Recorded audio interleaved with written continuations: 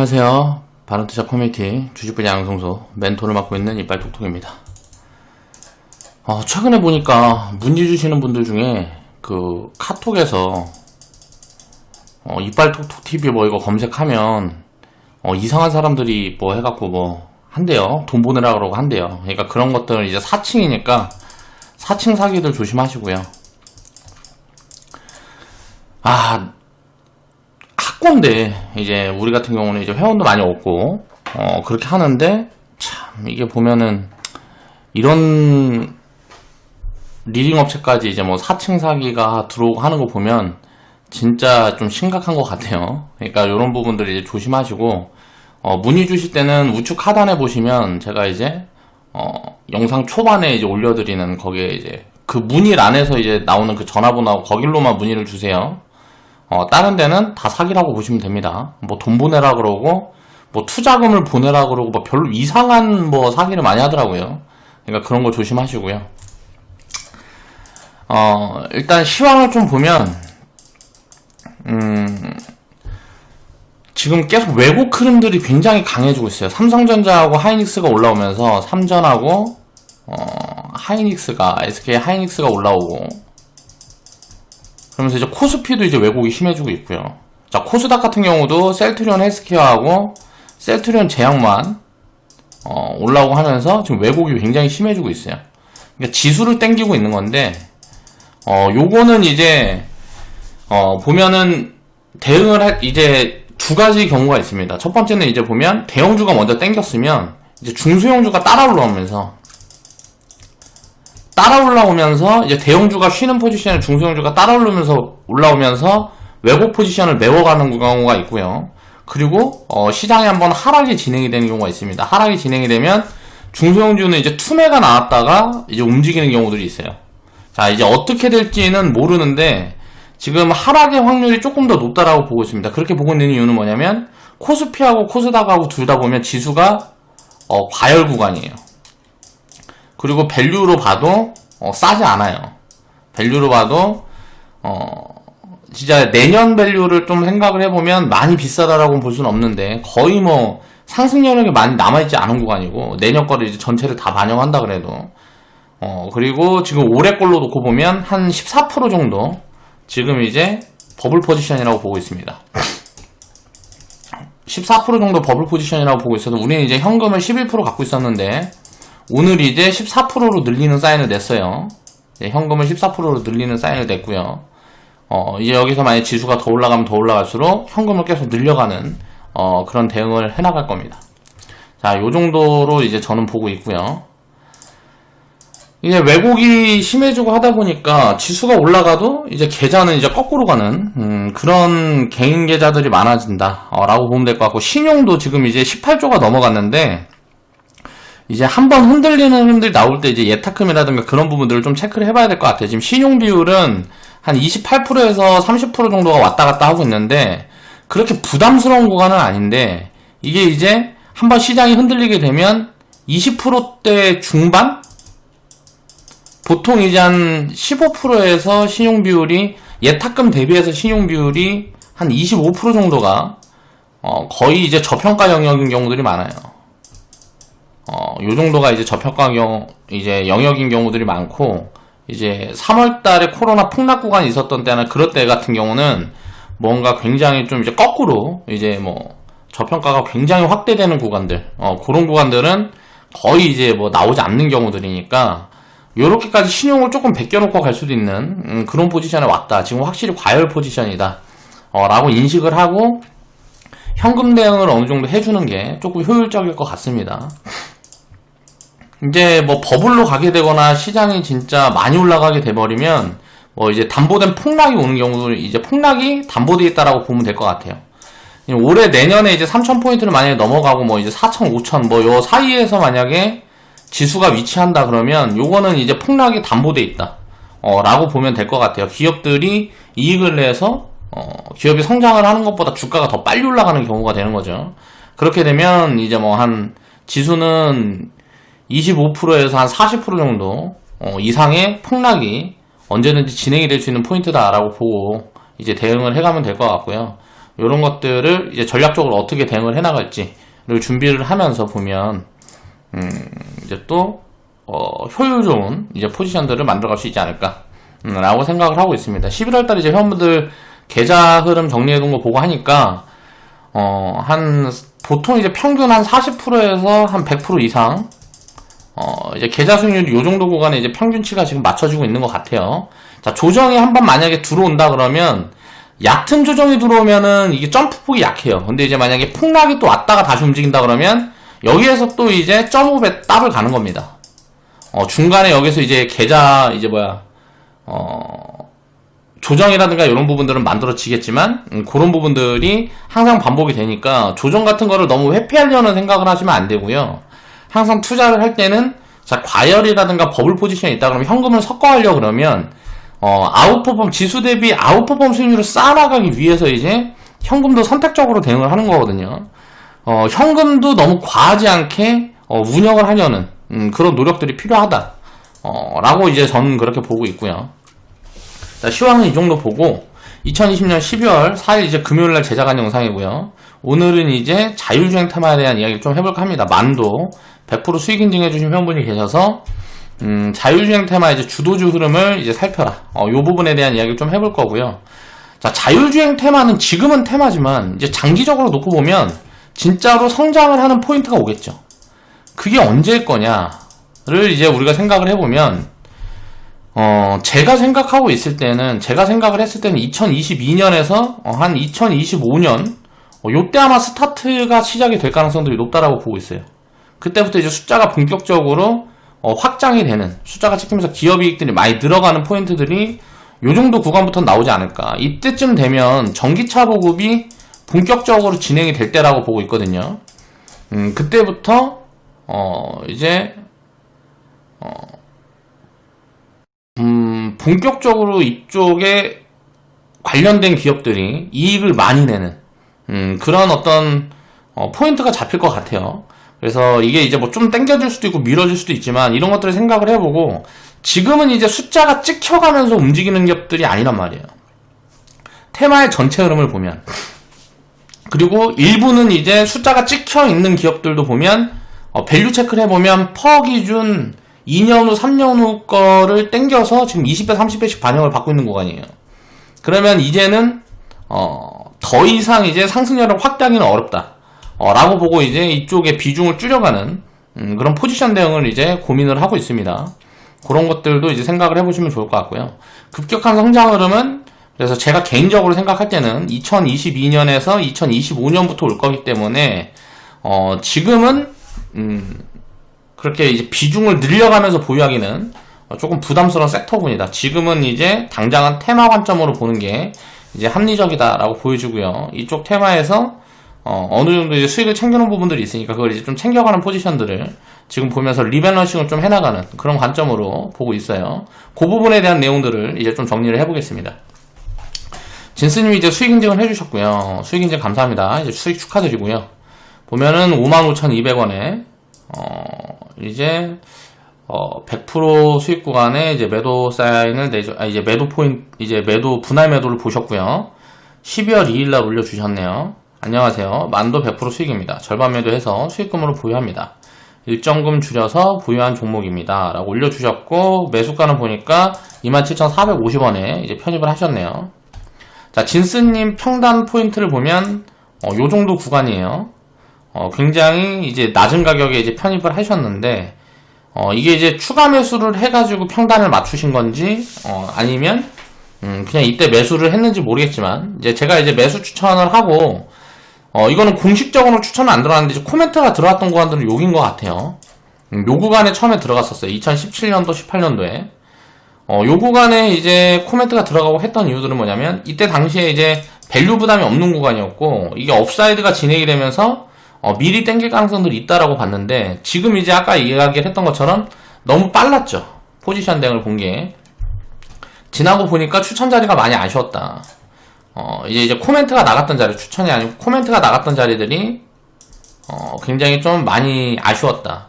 자, 분산을 이제 해야 되는 경우입니다. 그러니까 무슨 말이냐면, 우리가 공부를 하고 이제 산업의 흐름이라든가 이런 것들 체크하면서 간다 그래도, 분산을 해놓지 않으면 내 포지션이 예를 들어서 몰빵으로 들어가게 되면 노이즈 요인을 만났을 때 뭔가 대응 여력이 없어지는 거예요. 자, 2018년도에 이제 미중 무역 문제, 2019년도에 일본 수출 규제, 2020년도에 코로나 폭락을 다 두들겨 맞으면서 이제 고점에서 보면 68,000원에서 16,000원까지 거의 7, 80% 빠졌단 말이에요, 주가가. 자, 그래서 제가 처음에 코멘트 드렸던 구간까지 지금 이제 다시 올라와 있는 구간인데, 요렇게 놓고 보면, 결국은 여기서 버텼으면, 여기서 추가 매수를 했으면, 당연히 수익 구간은 만들어졌겠지만, 여기에서 그냥 몰빵으로 들어가가지고 그냥 가만히 보유하는 대응을 했다 그러면, 수익을 많이 내기가 어려운 포지션이 됐겠죠.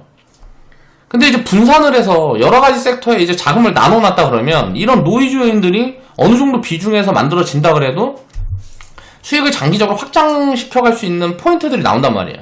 그러니까 이건 이제 실수일 수도 있고 분석이 잘못됐을 수도 있고요. 분석 미스가 있었을 수도 있고요.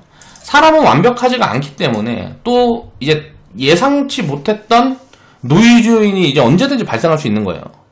이제 뭐 경제 부분이라든가 뭐 기업이라든가 뭐 이런 부분들은 그래서 그런 것들을 올인을 하면 안 된다라는 거죠. 그래서 이런 것들을 보면서도 이제 우리가 분산을 해서 대응을 해야 되는 이유들을 이해를 해야 되는 거예요. 주가가 움직이는 흐름들도 섹터별로 다 다르고 물론 이제 전체적으로 빠질 때 올라갈 때 보면 시장 흐름에 연동돼서 움직이지만 그때 시기에 따라 상황에 따라서 변동성은 달라진단 말이에요. 그걸 우리가 예측하려고 그러면 안 된다라는 거죠. 그게 어렵다라는 거죠. 자율주행 쪽에 이제 테마 관점에서 놓고 보면 이쪽 카테고리로 산업 흐름을 하나 연결해 놓고 보면 우리나라에서 이쪽 관련된 기업 중에 가장 대형주가 이제 만도라고 볼 수가 있을 것 같아요. 현대차와 만도 정도 볼 수가 있을 것 같은데 그러면 만도라는 기업의 흐름을 보놓고 이제 이 밸류를 기준으로 놓고 이 전체 섹터, 이 테마에 우리가 비중 할당을 할 때 이걸 이제 참고 자료로 이제 좀 볼 수 있는 부분들이 있어요. 그러니까 자율주행 테마를 처음에 만약에 담아간다 그랬으면 여기에서 이제 시그널이 나왔을 때 이때는 이제 밸류 매력이 있는 구간이었거든요. 밸류 매력이 있는 구간이었어요. 그러면 이런 포지션에서 이쪽 카테고리들을 골고루 담아가면 이제 효율이 늘어나는 거죠. 근데 요럴 때 만약에 담아갔다 그러면 굉장히 하락 변동성이 커졌겠죠. 이런 부분들을 이제 체크를 하고 이제 대형주를 놓고 어떤 시그널들을 잡아갈 때는 이걸 연결해가지고 놓고 보게 되면 스탠스를 좀 많이 잡아갈 수가 있어요. 가치 판단을 하는 것도 이제 마찬가지고요. 이제 요 초록색 구간에가 이제 코멘트만 나갔던 구간이고 이 진스님이 이제 분할 매도 포지션을 봤던 구간이고요. 이제 평단이 나왔던 구간이 한 27,000원 정도 되고요. 이제 자율주행 테마를 우리가 이제 접근했던 관점이랑 그런 것들을 이제 연결을 해놓고 보겠습니다. 테마 흐름을 보면서 우리가 이제 체크해볼 부분들을 보면 흐름을 이제 읽어 나가는 거죠. 자, 모트렉스라는 기업이 처음에 이제 코로나가 있기 전에 미리 이제 하락폭이 이제 크게 한번 나왔다가 테마가 이제 막 이슈가 붙으면서 움직이는 구간들이 있었어요. 이때부터가 이제 우리는 이제 이쪽 관련 비중을 어느 정도 테마 비중을 설정을 해놨던 포인트 이제 구간들이고 그때 당시에 놓고 보면 현대 오토에버라는 기업은 서비스 솔루션 기업들은 움직임이 없었어요. 이건 뭔 말이냐면 수급 흐름이 수급 흐름을 우리가 돈으로 볼 수가 있죠. 돈이 일부만 들어간다는 거죠. 전체로 들어가는 게 아니고 일부만 들어가는 포인트예요. 자, 그러면 이런 것들은 이제 시작에 대한 시그널로 볼 수가 있어요. 그 다음에 이제 이런 확장세들을 보면서 전체가 다 움직이는 포인트를 찾는 거예요. 그때부터가 테마가 시작되는 구간입니다. 만도가 먼저 이제 이런 시그널들을 주고요. 여기에서 움직이려는 시그널을 만들어 줍니다. 그리고 이제 전체가 다 움직이는 포인트가 나왔어요. 이쪽 카테고리라든가 테마를 엮여 있는 기업들이 다 움직이는 이 전체가 다 움직이는 포지션이 1차 파동이라고 정리를 해볼 수가 있어요.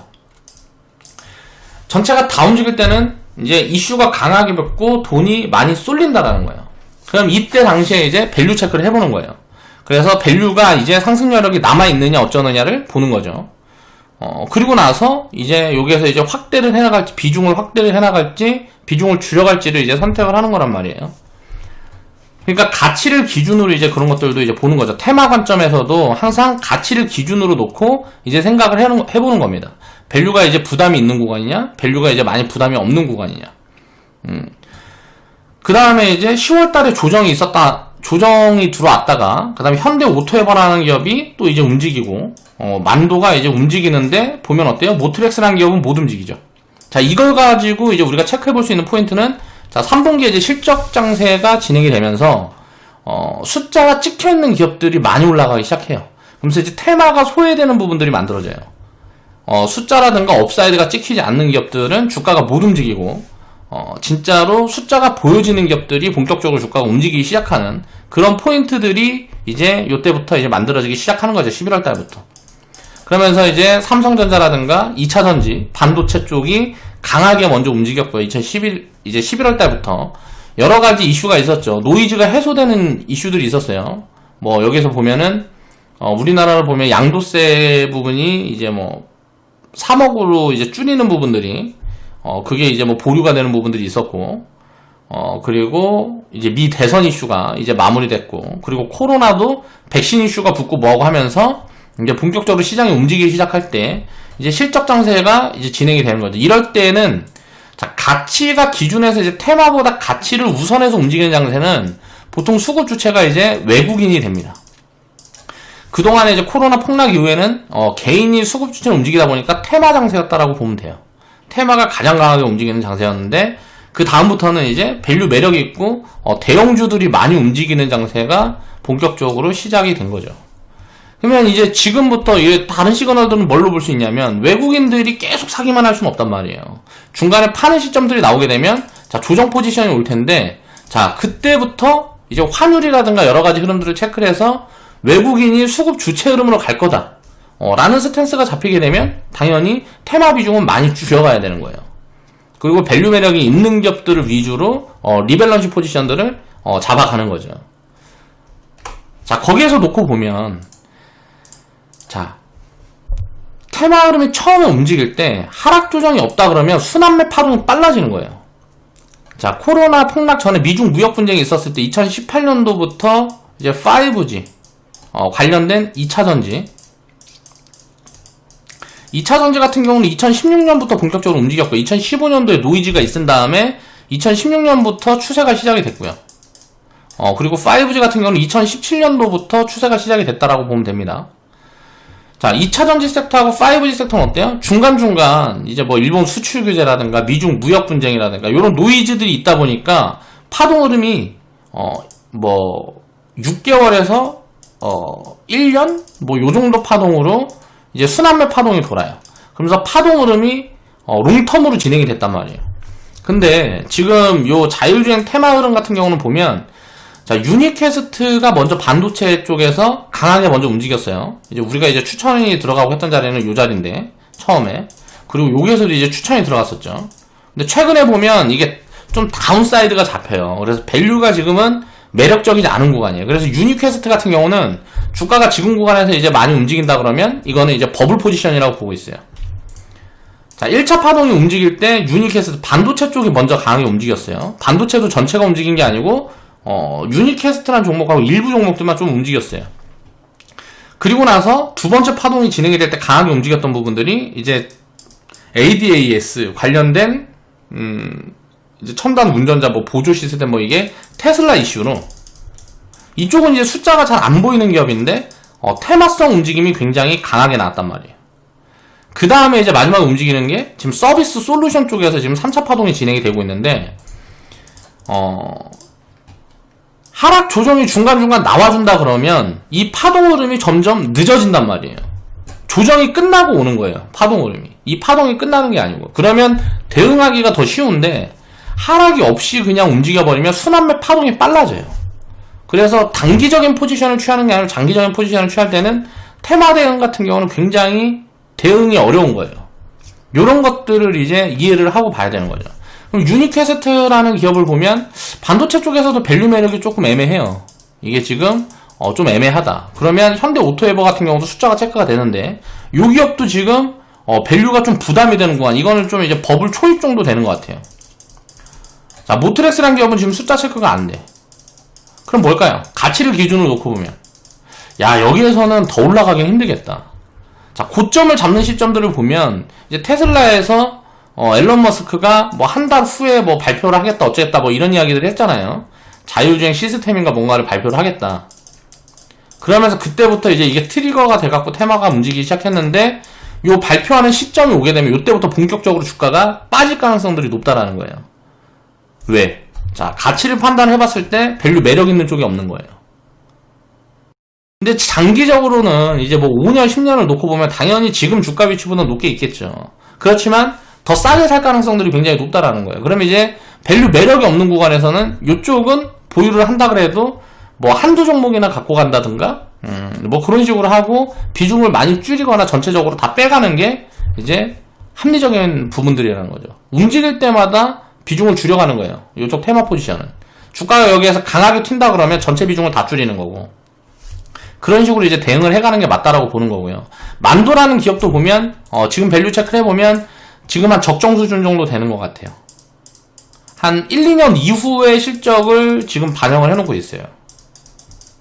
그러면 어떻게 보면 버블이라고도 볼 수가 있고 적정 밸류 수준이라고도 놓고 볼 수가 있어요. 그러면 지금부터는 주가는 뭐 6개월에서 2년 정도 밸류를 기준으로 놓고 보면 쉬어가는 게 합리적인 구간이라는 거죠. 지금 포인트가. 그러면 자율주행 테마 같은 경우는 자, 비중을 많이 줄여놓고 더 싸게 살 가능성이 높아진다는 거예요. 가치를 기준으로 우리가 생각을 해봤을 때 더 싸게 살 수 있는 가능성들이 높다. 이제 뭐 6개월이든 2년이든 언젠가 조정이 들어오는 구간에 이제 편입을 해보게 되면 지금 이제 위로 튀어버린다 그래도 조정폭이 굉장히 강하게 들어오겠죠. 버블이 확대되는 구간이니까. 그러면 이쪽은 비중을 전체적으로 줄여가는 포인트를 보는 거예요. 그리고 밸류 매력 있는 쪽이 어딘가를 찾아서 그쪽으로 리밸런싱을 보는 거죠. 요런 것들이 이제 가치 판단을 기준으로 이제 대응을 해가는 제가 보는 방향성입니다. 그래서 이런 것들을 항상 생각을 하면서 자, 이쪽 산업에 이제 진짜 미래 본격적으로 기업들이 돈을 버는 시점이 어딜까를 생각을 해보면 2022년부터 2025년 여기 언젠가부터는 이제 추정치가 잡히고 하는 시점이 올 거란 말이에요. 자, 추정치가 잡히고 하는데 이제 매출이 급격하게 확장이 되는 포인트가 나온다라든가 아니면 이익이 진짜 확장이 되는 구간들이 나온다 그러면 이때부터는 장기 추세가 시작이 되는 거예요.